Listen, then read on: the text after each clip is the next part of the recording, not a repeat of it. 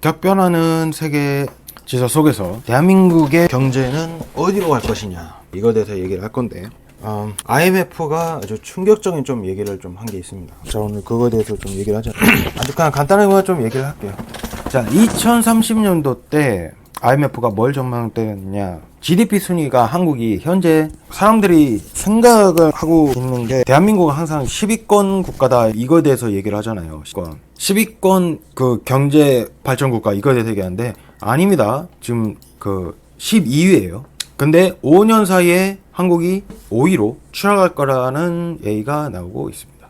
이게 GDP 순위가 결국 이제 하락한다. 자, 경쟁국에 이제 추월당할 수 있다라는 이 한국이긴 한데, 대표적으로 4개의 국가가 있죠. 자, 멕시코, 호주, 스페인, 그 다음에 여기 한 군데 빠졌는데, 자, 인도네시아가 있습니다. 이 국가에 추월당할 가능성이 크다라고 했는데, 멕시코, 호주, 스페인. 자, 이게 있다면, 호주는 내수시장, 멕시코는 이제 그 니어쇼링, 미국 근처에서 수혜받았던 거, 스페인은 이민이 장난 아닙니다. 그래서 모두 한국보다 높은 성장률을 유지하고 있다. 한국은 현재 지금 장기적인 성장 동력이 상실했죠. 최저 수준의 출산율, 그 다음에 고령화, 1% 성장 함정. 이제 만약에 이게 있다면 그러긴 한데요. 자, 2030년도 세계 전망을 약간 좀 IMF가 10월 달에 했었던 이것에 따르면은 세계 순위 변화로면 탑 3가 미국, 중국, 인도입니다. 그 다음에 멕시코 30년도를 보면은 멕시코, 호주, 스페인이 이제 한국을 추월한다는 얘기가 있고요. 한국 GDP는 세계 15위. 근데 인도네시아 격차도 비등비등합니다. 인도네시아 그만큼 엄청 치고 올라올 수 있다는 거예요. 인구가 엄청나기 때문에. 그 다음에 인도네시아는 아직도 그 약간 피라미드 구조죠. 인구 구조가. 상위 10개 국가의 격차. 바로 위가, 그러니까 이걸 이제 뛰어넘을 수 없을 수 있다는 가능성이 필요해요. 캐나다, 브라질, 러시아, 이 국가가 있는데 이 국가 만만치 않죠. 예전엔 비등비등하거나 뭐 이랬는데 지금은 좀 이런 국가들과 격차가 너무 커졌다. 그 다음에 10위권으로 진입하려면 어떻게 해야 되느냐. 야, 참 너무 슬픈 얘기입니다. 불가능하다는 게 이제 버젓이 드러난 거죠. 이제는 아직도 이 과거에 대한 희망을 가지고 살 수는 없는 겁니다. 무조건 없어요. 왜냐면 10위권으로 갈 수 있는 진입 가능성으로 가려면 어떻게 해야 되느냐. 연평균 경제 성장률이 2씩 가야 된다고 합니다. 이거 다른 거 아니고 IMF 세계 경제 전망 자료에 보시면 나옵니다. 한국이 10위권으로, 우리가 흔히 뭐 10위권 국가, 12개국 국가 이거에 대해서 얘기를 하잖아요. 그 10위권 국가를 2030년도 때 가기 위해서는 지금 현재 뭘 해야 되냐? 경제 성장률이 8%씩 성장을 해야 됩니다. 8%씩 성장을 해야 다시 우리가 세계 경제 순위 10위권으로 들어갈 수 있어요. 10위권으로 재진입을 하려면. 이거 불가능한 거죠. 그러니까 과거로 보면 뭐 하느냐? 자, 2030년도 때 앞으로 지금 여러분들 지금 한국이 12 경제국가라고 생각하는데 아닙니다. 한국은 2위인데 5위로 밀려날 수 있죠. 앞으로 향후 5년 내로 15위로 밀려날 수 있다는 게 이게 팩트입니다. 이게 IMF가 발표한 자료이기 때문에. 왜냐고요? 인구 감소, 저성장 기조. 그러니까 여기에 있어서 IMF 정량으로 따진다면 한국의 경제 성장률 전망을 2030년도까지 한번 때려봤는데 2025년 지금 현재 2026년도 경제 성장률을 1.8% 잡고, 근데 우리 한국은행은 1.6%예요. 1%대 성장률이 나왔습니다. 1%대 성장률이 1%대. 근데 더 암울한 건 2030년도에도 한국의 성장률이 2% 이상을 못 할 거라고 IMF는 말하고 있습니다. 자, 그 말의 즉슨 뭐예요? 그 말의 즉슨? 그러면 한국은 이전과 같은 2% 성장률은 앞으로 2025년도부터 2030년도까지 끝날 수 있다는 얘기입니다. 그러니까 이건 무슨 말이냐면, 그러니까 흔히 말하면 한국의 이 정도 성장률이 이제는 기정사실화가 됐다는 거예요. 그러니까 우리가 옛날에 17년도 때 요때만 하더라도 2에서 3%였잖아요. 이 시대가 저물어가고 이제는 의 성장률이 왔다. 이제는 인정을 해야 되는 이 시기가 이제는 왔다는 겁니다. 근데 우리 경쟁국이라고는 우리보다 더 잘 사는 이 나라 보면 스페인 2%, 호주 2.1%, 미국이 1.8%입니다. 한국보다 경제 성장률이 높아요. 앞으로 이 추입니다. 그러니까 우리는 이제 이거에 대해서 이제 인정을 해야 된다는 거죠. 계속. 너 인정을 안 해. 왜? 지금까지 잘 살았거든. 앞으로도 더 잘 살 거야. 아니라니까. OECD 거기서도 발표한 거에 따르면 성장률 전망이 정체되거나 뭐 이런 거에도 한국이 지금 포함돼요. KDI는 뭐 말할 것도 없고요. 이제는 한은도 보고서를 떼었죠. 저성장이 고착화됐다. 이거에 대해서 이제는 다들 얘기를 합니다. 구조적 1% 함정에 우리는 빠졌다.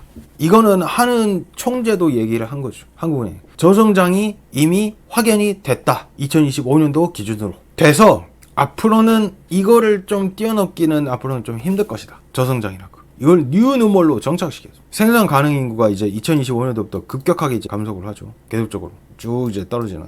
그래서 이제 노동 공급 이제 우리는 어쩔 수가 없어요. 우리는 무조건 이민을 받아야 되느냐? 이민을 받아야 되느냐 말아야 되느냐. 뭐 일본이든 미국이든 이거는 정권에 따라서 선택이죠. 정권에 대해서 얘네들은 선택입니다. 미국, 일본 극우가 들어오면은 막 쫓아낸다. 그다음에 뭐 다른 정권이 들어서면은 아 이민 받아들이자. 이걸로 그냥 옥신각신 하잖아요. 미국, 일본, 유럽은 그렇게 하잖아요. 그죠? 미국, 일본, 유럽은 이민을 받아들여야 되느냐 말아야 되느냐 이거에 대해서 얘기를 하잖아요. 그죠? 유럽, 일본, 미국, 뭐 캐나다, 뭐 호주 요거는 다 이제 옥신각신해요. 정권에 따라서 정치 정권에 따라서. 한국은 무조건 필수입니다. 이민 못 받냐? 망해요. 무조건 망합니다. 그런 구조예요. 이민을 안 받냐? 무조건 받을 수밖에 없을걸? 이 정도 대단히 이거는 아무런 얘기긴 하지만 2035년도 때 우리는 10년 후에 대한민국이 전 세계에서 가장 노인 국가가 많은 나라입니다. 여러분들 그걸 아셔야 돼. 현재는 일본이죠. 일본이 전체 인구의 3%가 노인이라서 제일 노인이 많이 있는 늙은 나라라고 하는데 우리가 10년 후에 따라잡습니다. 우리가 가장 노인이 많은 나라가 될 가능성이 지금과 같은 추세라면 앞으로 10년 내로 그렇게 돼요. 사람들이 아직 거기까지 몰라서 그렇지. 인구 구조도 역전되고. 아이고 부양인구가 많다 뭐 이거는 뭐 이미 다 알고 있는 사실이고. 장기 성장률 전망. 아이고야 2050년대 0.5%. 그러니까 앞으로 2025년도 여기가 이제 피크고 이제 이렇게 해서 좀 내려오는 이제 요 구조로 2030년대 때 이미 1% 초반대로 이제 하락을 할 거다라고 현재 지금 이렇게 얘기하고 있고 그 후 2040년대 0% 진입이라 인구 감소가 솔직히 이제 주요한 원인이죠. 그러니까 이 젊은 층의 그 이제 이 인구가 감소를 한다더라 현재 이게 있는데 이것을 어떻게 해결하냐가 과제죠. 솔직히 뭐든지 얘기를 합니다. 이 인구 감소만 이거 문제만 해결해주면 솔직히 대한민국이 앞으로도 가능성이 없을까? 있어요 무조건. 대한민국 가능성. 대한민국이 무슨 인재인 줄 알고. 근데 이제 미래 인구가 없으니까 거기서 문제가 터지는 거지. 그것만 보장이 되면 솔직히 뭐 지금도 저는 충분히 잠재력이 있는 국가라고 저는 생각을 하고 있어요. 자, 그러면은 한국을 2030년도 때 한국을 앞으로 추월할 수 있을 거라는 이 국가에 대해서 알아보죠. 멕시코. 아이고야. 이게 문제야. 그건 진짜 트럼프 열받는다니까? 솔직히. 멕시코는 캐나다인데 관세 매기면 뭐해? 이거 무역협정 다 맺어가지고 얘네들 관세 많이 매긴 거 같죠? 많이 안 매겼어. 실질적으로 관세 타격은 그렇게까지 많이 없습니다. 말로만 뭐 관세 뭐 25% 뭐하고 해. 뭐 그렇게 떼인다 하는데 솔직히 그래서 이걸 니어 쇼어링이라고 얘기를 하죠. 미중 활동으로 수혜를 엄청나게 많이 뽕뽑았고. 근데 멕시코의 장점이 뭐냐면요. 젊습니다. 엄청 젊어요. 그 다음에 인구 감소가 없죠. 이 멕시코라는 나라는. 여러분들 그 잘못 생각하고 있는데 멕시코라는 나라가 인구 감소가 없습니다. 아직까지도. 엄청 피라미드예요. 인구 구조가. 우리는 완전 역피라미드죠. 인구 구조가. 근데 멕시코는 그게 아니에요. 그래서 2030년도 때 GDP 추월할 수 있을 것이다. 멕시코 인구도 엄청 많습니다. 자, 스페인에 대해서 와 근데 이건 못 이길 것 같다. 내가 볼 때. 스페인은 못 이길 가능성도 굉장히 큽니다. 와 이민자가 이 스페인이라는 나라가 스페인어잖아요. 스페인어고 그 다음에 그 카톨릭인가? 종교가 아마 그럴 겁니다. 이 스페인으로 자 예를 들자면 봅시다. 영국 다 추방당했죠. 이민 다 추방하려고 하죠. 그 다음에 이탈리아도 그렇죠. 이탈리아도 다 추방하려고 그래. 영국도 그렇고 이탈리아도 그래. 그 다음에 뭐 다른 나라도 다 똑같아. 뭐 독일도 그렇고. 근데 흔히 말하면 우리가 한 가지 간과했던 게 이 남미 있죠. 이 남미 쪽이 스페인어 쓰는 애들이 엄청 많아. 남미 쪽에. 이건 몰랐어. 생각을 해봐요. 근데 남미 국가들이 스페인어를 엄청나게 많이 쓰네. 그러면서도 또 뭐 종교도 얘네들이 이슬람교 이런 애들이 아니에요. 그 다음에 얘네들이 또 축구를 좋아해. 생각을 해봐요. 축구를 좋아하고 그 다음에 스페인어를 써. 그리고 얘네들 종교가 제가 볼 때는 뭐 그렇게 뭐 이슬람 뭐 이런 국가도 아니야. 뭐 종교도 뭐 카톨릭이나 뭐 이런 거겠죠. 뭐 이런 것들도 있어. 자 그러다 보니까 이 남미는 국가가 만약에 이 유럽으로 이민 간다고 칩시다. 그러면 어디 나라를 가야 돼? 스페인어 쓰죠. 축구 좋아하죠.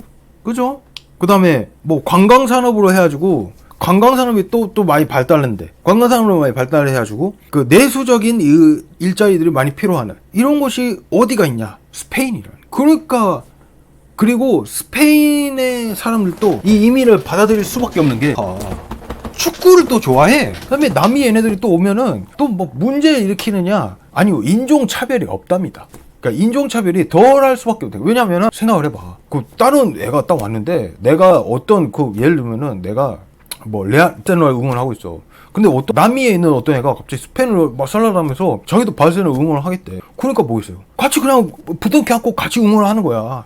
같이. 오히려 거기서 반대는 누구겠어요? 레알 마드리드 응원하고 있는 애가 그냥 걔네들이 적이야. 내부적으로. 내전이잖아, 걔네들. 바르셀로나랑 레알 마드리드랑. 그럼 걔네들은 인종 이런 것보다는 축구로 먹고 사는 나라기 때문에 남미도 축구 엄청 좋아하잖아. 그러니까 일단은 너네들 일단은 뭐 스페인어 써? 뭐 다 쓰고 그래 축구 좋아하잖아. 야 근데 우리 같은 편이잖아. 야 우리랑 같이 하자. 그러니까 인종 차별이 없어. 이게 진짜 특이한 건데 그러니까 이게 경제 성장이 미쳤습니다. 지금부터요.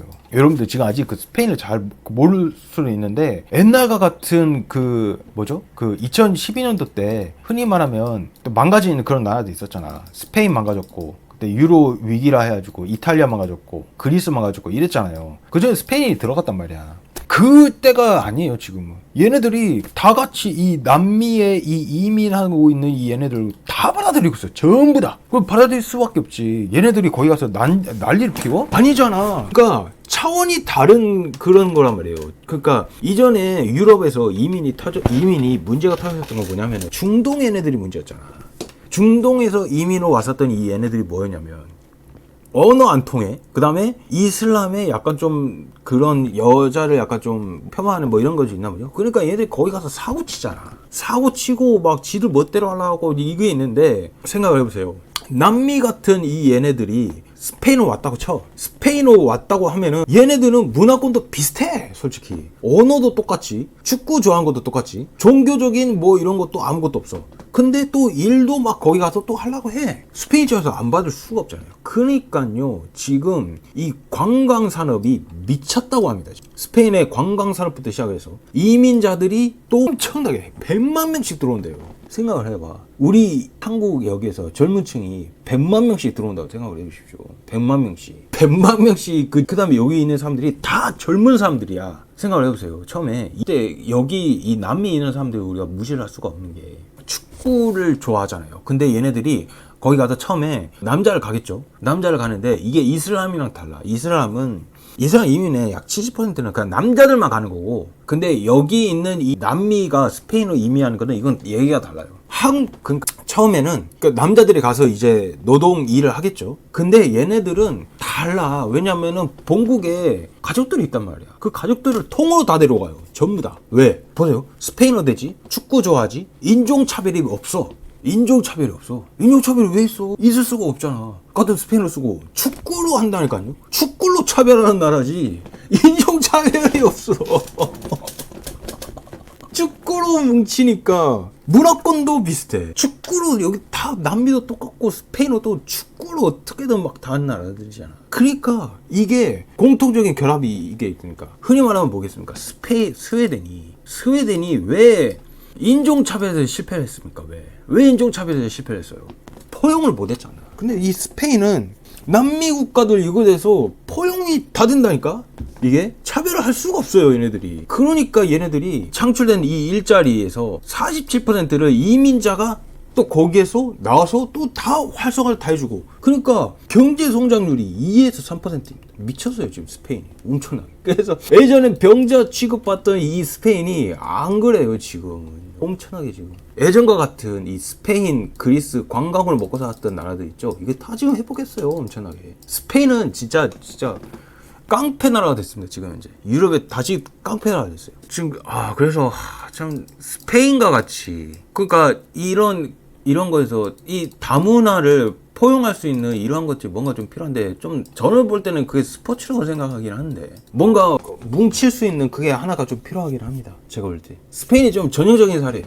남미 국가랑 뭔가 이렇게 공통적인 것들이 있어야 한다니까. 뭔가 끈끈하게 뭉칠 수 있는 축구가 제가 볼 때는 딱 제격인 것 같아. 지역에서 차별 안 받고. 얘네들은 축구 커뮤니티로 묶어버리잖아요, 스페인은. 그러니까 그걸로 얘네들 편을 가르기는 하지. 근데 이게 나쁜 건가? 난 좋은 거라고 봐, 솔직히. 남미도 축구 좋아하잖아. 와서 같이 연락에 일하고 주말에는 연락에 그냥 다 같이 그냥 부득해고 않고 그냥 다 같이 축구 응원하면서 그냥 즐기면 되는 거야. 솔직히 돈 많이 벌고 적게 벌고 많이 벌고 적게 벌고 이게 문제인가? 걔네들은 주말에 무조건 가족들이랑 다 같이 축구 경기장 보러 가야 돼. 근데 남미들도 다 그러잖아요. 그 다음에 종교도 얘네들이 그게 없어. 카톨릭이나 기독교 뭐 이런 것도 있고 뭐 불교 뭐 이런 것도 여러 가지 있긴 하겠지만 문제가 될 만한 게 없잖아.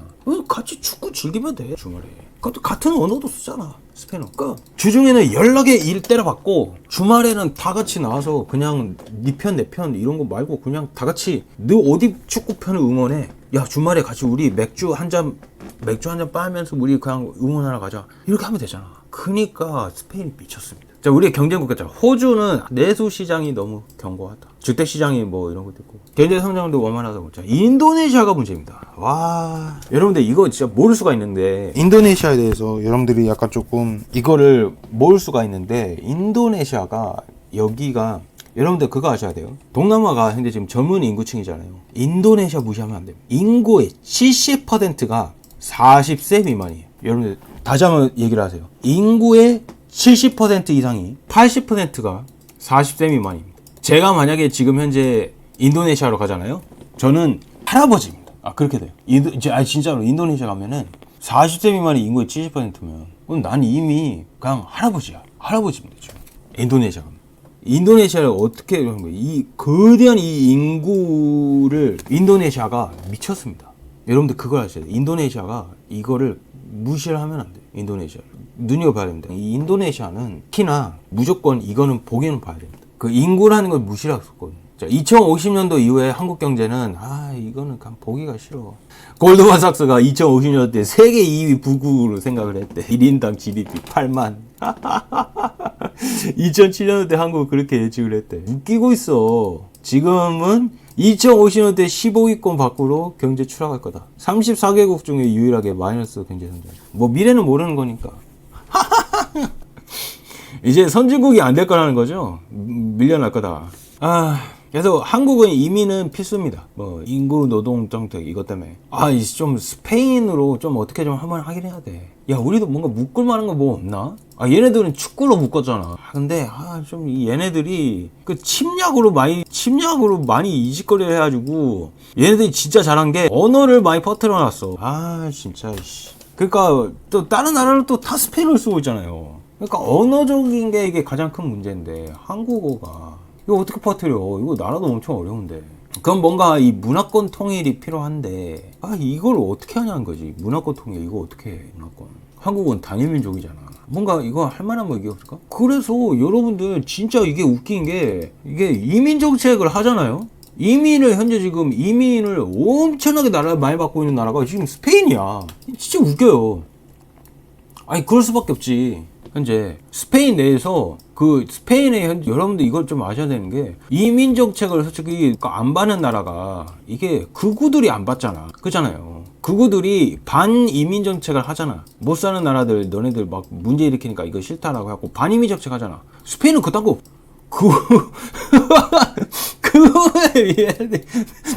이민 정책을 하고 있어. 더 받아들이라는 거지. 얘네들은 그냥 좌우가 받아들이냐 덜 받아들이냐 요 차일 뿐이지 이민 정책은 똑같아. 그럴 수밖에 없지. 생각을 해보세요. 이 스페인이라는 나라 축구론인데 왜냐면은 이민이 와서 문제가 이렇게 왜냐면은 이민이 포용이 안 되면은 얘네들이 깡패짓거리 할까봐 그러잖아요. 그러니까 이 이민을 안 받는 거지. 그잖아요. 이민이 원래 받아서 포용이 되고 통합이 되면은 문제가 안 돼. 그럼 더 많이 받아들여야지. 가뜩이나 인구도 어차피 부족해질 텐데. 스페인도 인구 감소 국가 중에 하나예요. 그래서 이민을 받는 게 있는데 포용하고 통합이 되느냐 이게 문제인데 스페인은 그딴 거 없죠. 이민하는 애들 이 남미 애네들이 특히나 이 스페인에서 남미뿐만 아니라 멕시코 그죠? 너무 간과했어. 스페인이 왜 이렇게 강국이 됐습니까? 스페인어를 쓰는 데가 너무 많아. 진짜 슬쩍슬쩍 들여보면은 은근 너무 많아. 아프리카 몇몇 국가에서 뭐 스페인을 쓴다더만. 남미는 말할 것도 없고 멕시코부터 뭐 스페인 국가부터 쓰고 있는 데가 너무 많아. 얘네들이 땅 정복한다고 너무 많이 퍼트려놔가지고 언어 하나만큼은 기똥차게 퍼트려놔가지고 그러니까 생각을 해보세요. 이 스페인의 나라가 생각을 해보십시오. 언어도 다 퍼트려놨어. 근데 축구라는 이 공통점들이 다 연결이 돼요. 멕시코 축구 안 좋아하겠어? 엄청 좋아합니다. 남미? 말할 것도 없죠. 브라질만 아르헨티나만 보더라도 얘네들은 나라가 망해도 축구 하나로는 똘똘 뭉친 애들이야. 아르헨티나 보세요. 그냥 월드컵 우승하니까 뭔 난리 났잖아. 아프리카도 그래서 와 이런 꿀빨 수 있는 이게 있을까? 참 스페인 너무 부럽다. 여튼 뭐 이제 뭐 한국이 앞으로 나아갈 거 이거 뭐 IMF가 뭐 이렇게 해서 쓰는 게 아니에요. 구조개혁 뭐 이렇게 얘기하는데 그렇죠. 잘해야죠. 그래서 마지막으로만 좀 이제 얘기를 한번 좀 해보세요. 이거 어차피 다 뻔한 얘기인데 서비스하는 규제개혁 뭐 이제 금융, 법률, 의료, 고부가치 서비스의 진입장벽 철폐를 해야 된다. 뭐 이런 얘기도 있고 규제개혁이라는 얘기가 좀 많이 나오죠. 그 다음에 구조개혁이라는 얘기도 나옵니다. 뭔가 앞으로는 이제 그 인구 감소 시대에 맞춰서 왜냐면 이 인구 감소 시대에 맞춰서 이렇게 더 꼬라박은 제가 볼 때는 확정인데 이 상태로 가면은 그러니까 꼬라박은 확정이에요. 꼬라박은 확정인데 그렇다면 어차피 제가 이전에도 말씀드렸듯이 꼬라박은 확정인 상태에서는 뭐 둘 중 하나죠. 해외를 가든 국내에서 뭐 여러 가지를 하든 뭐 그거는 이제 개인의 인생의 선택이고 뭐 그거에 따라서 맞추는 거고 여튼 어떻게 될지는 모르겠는데 IMF가 뭐 좀 이렇게 얘기가 나오겠냐 하는데 뭐 모르는 거니까 그럼 걔네도 틀렸잖아요. 무슨 7년도 때 한국이 2050년도에 세계 부국 2위라고 골드만삭스가 말도 안 되는 소리 하고 있어. 근데 뭐 미래는 또 모르는 거니까 좋은 날이 또 오겠죠.